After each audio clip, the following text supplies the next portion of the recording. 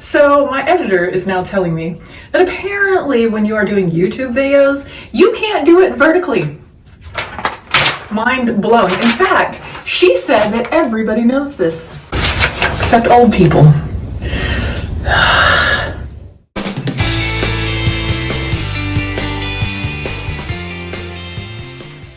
If you are in Texas government, you do still have 2 SLOs that you need to write. So I wanted to go over them with you because we normally do this in class, but since we don't want to kill each other, or maybe some of you do, I don't know your life. But I want to talk about SLO 3 and SLO 4. Don't forget SLO 3 is due on Friday, March 27th. That's next Friday.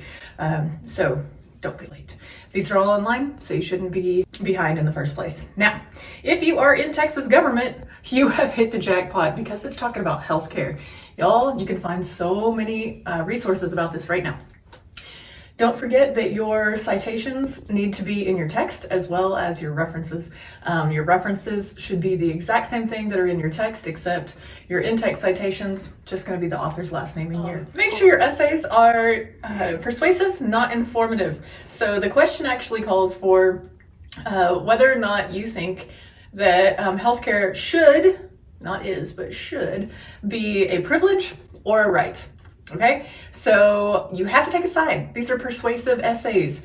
Now, you can talk about people who think that it should be a privilege and then people who think that it should be a right. And then in your last body paragraph, make it to where you put forth what you think. That's fine. Just make sure that you have a slant to it. You're slanting it to your own point of view. Also, make sure that with your thesis in your intro paragraph that you are actually saying what your point of view is. I get a lot of, well, some people think that healthcare should be a privilege while others think it should be a right. Yeah, duh, I know, that's what the question said. I'm talking about what do you think? So make sure that you are actually doing that in your thesis paragraph. Tell me which side you're on. Okay. So for the 4th SLO, this one is about interest groups and lobbyists, and I'm so sorry that we had to cut the project, but it should have already helped you with this SLO. So the question is asking, do interest groups and lobbyists actually help people, the average Joe, if you will, or Jane, you know, we're not sexist around here, to actually talk to their representative, or does it hinder them communicating with their representative? Case in point, let's say you are somebody who loves guns, you think everybody should have a gun, so you're part of the NRA, right? If you are part of the NRA, then you might say, hey, yeah, it does help for us to be able to speak our minds to our representatives, because honestly, the NRA is one of the most powerful interest groups / lobbyists in the world. And so a senator is probably not going to look at you and talk to you one-on-one, but they will talk to a lobbyist that has millions and millions and millions of dollars backing them. So that's one thing. You might say it helps communication. Otherwise, I wouldn't be able to talk to my senator because they're not going to care about me. But you might say also that it hinders communication. Maybe you're somebody who likes guns, but you think that people should have a background check. You think that if you have been accused of domestic violence, or at least convicted of domestic violence, that you shouldn't be able to get a gun. Well, the NRA does not support that point, and so you might say that, hey, lobbyists and interest groups are not good. They are something that hinders a representative actually listening to me, because last I checked, it was 87% of people think that everybody should have a background check before getting a gun, but the NRA makes it to where they're the ones who have the loudest voice. It's really about who's the loudest in the room, and interest groups and lobbyists can do that. They can have the loudest voice in the room because they do have so much money. Now, keep in mind, there are lots and lots of interest groups. You've got Sierra Club. They're the ones that go outside. Why? Why would you ever do that? But hey, I'm not judging anybody. You've got Planned Parenthood. You have even small interest groups in your town. Maybe you have a Rotary Club or a Lions Club, and they usually do things for the community. So do you think this helps your representation with your House of Representative or your senator? So make sure you're checking that out.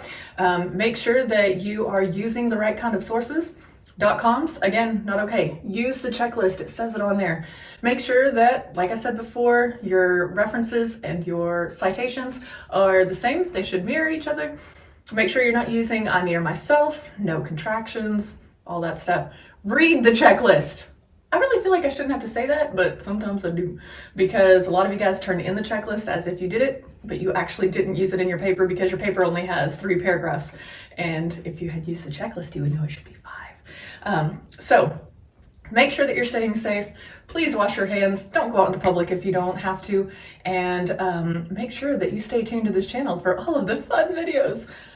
I don't know if they're gonna be fun, but it's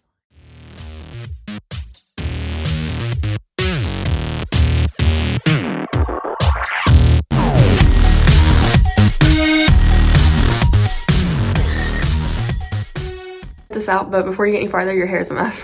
What? Tell me. Just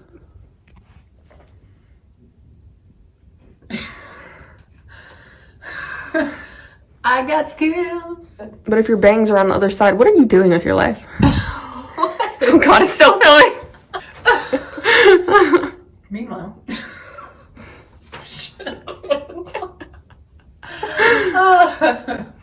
So make sure that your paper is not an informative essay. Keep it straight. It's family time, bonding. Meanwhile, ask you, what are you doing? Can you stay off of Snapchat?